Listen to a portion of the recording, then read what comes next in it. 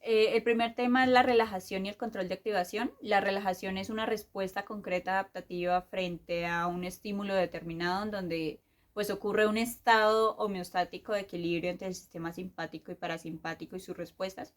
Este estado no aplica para personas que presentan alucinaciones, estados disociativos y emociones y pensamientos altamente negativos.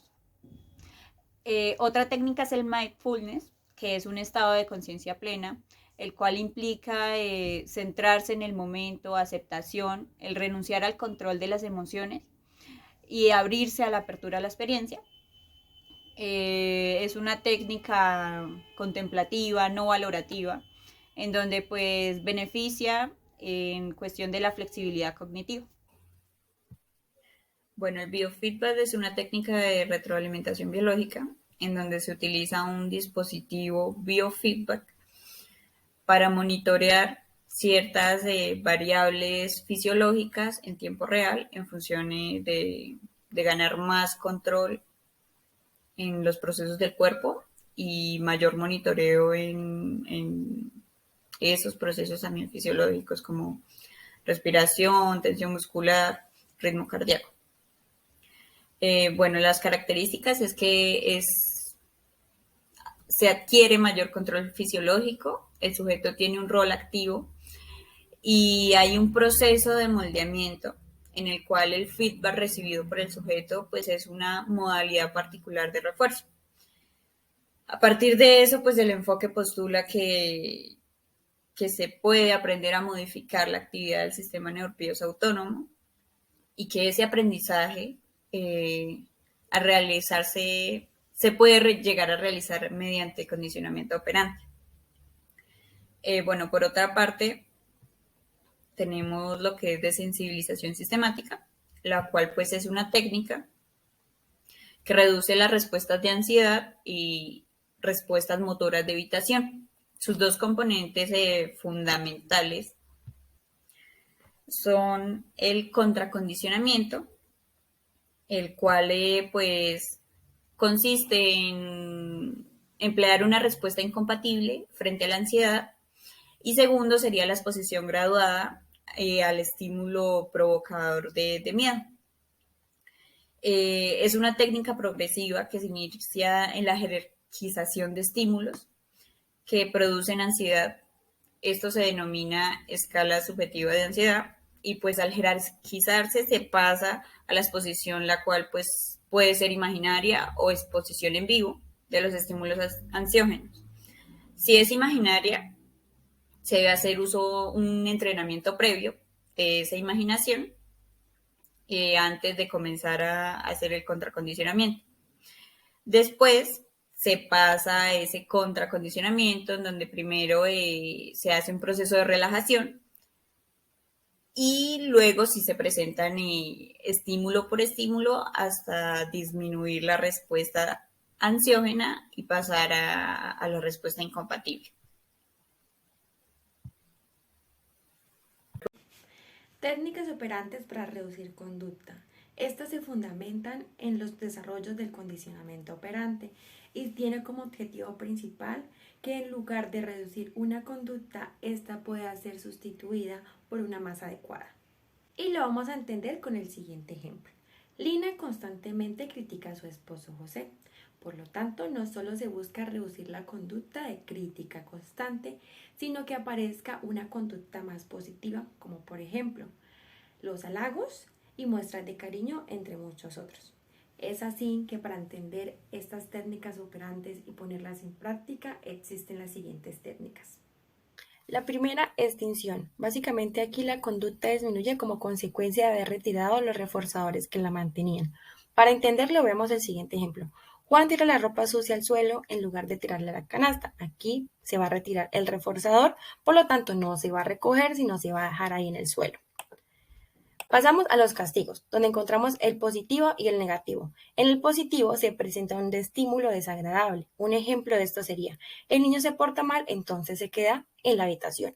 En cambio, en el castigo negativo se quita el reforzador y siguiendo con el mismo ejemplo, el niño se porta mal, entonces se queda sin la consola de videojuegos. Pasamos al tiempo fuera. Aquí básicamente se niega el acceso temporal después de que se realiza la conducta inadecuada. Un ejemplo de esto sería: el niño en el recreo le pega a su compañero, por lo tanto la docente lo sienta por 5 minutos en una banca hasta que llega a un estado de calma y al lograrlo puede volver a jugar. Pasamos al coste de respuestas. Aquí básicamente se retira un reforzador cuando sucede la conducta inadecuada. Un ejemplo sería: si una persona comete una infracción de tránsito, va a obtener una multa. Tenemos el reforzamiento diferencial de tasas bajas. Aquí básicamente se refuerza al sujeto para mantener una tasa de conducta más baja que la que demostraba en la línea base. Para entenderlo, veamos el siguiente ejemplo. Un niño que en lugar de hablar utiliza los gritos para pedir las cosas. Él se va a reforzar cada vez que pida las cosas de la mejor manera, es decir, hablando y pidiendo el favor. En cambio, no se va a reforzar cuando lo pide a gritos. Tenemos la asociación y aquí es la presentación de un reforzador de forma masiva para que pierda su valor reforzante. Veamos el siguiente ejemplo. Hacer que una persona fume de forma continua y rápida los cigarrillos para que se canse y desista. Tenemos la sobrecorrección, que consiste en remediar las consecuencias negativas de la conducta desadaptativa. Un ejemplo sería: el niño pinta la pared, por lo tanto, él debe borrarlo todo lo que hizo y dejar la pared como estaba antes. Las técnicas aversivas son aquellas que implican la manipulación en los antecedentes y consecuentes para mantener un control de la conducta con la finalidad de generar cambios en ella.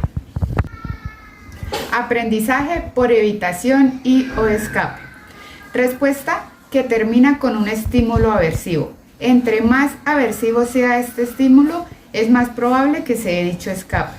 No importa qué tan doloroso pueda ser o no, lo importante es que sea muy aversivo. Técnicas operantes para incrementar conductas más reforzamientos intermitentes.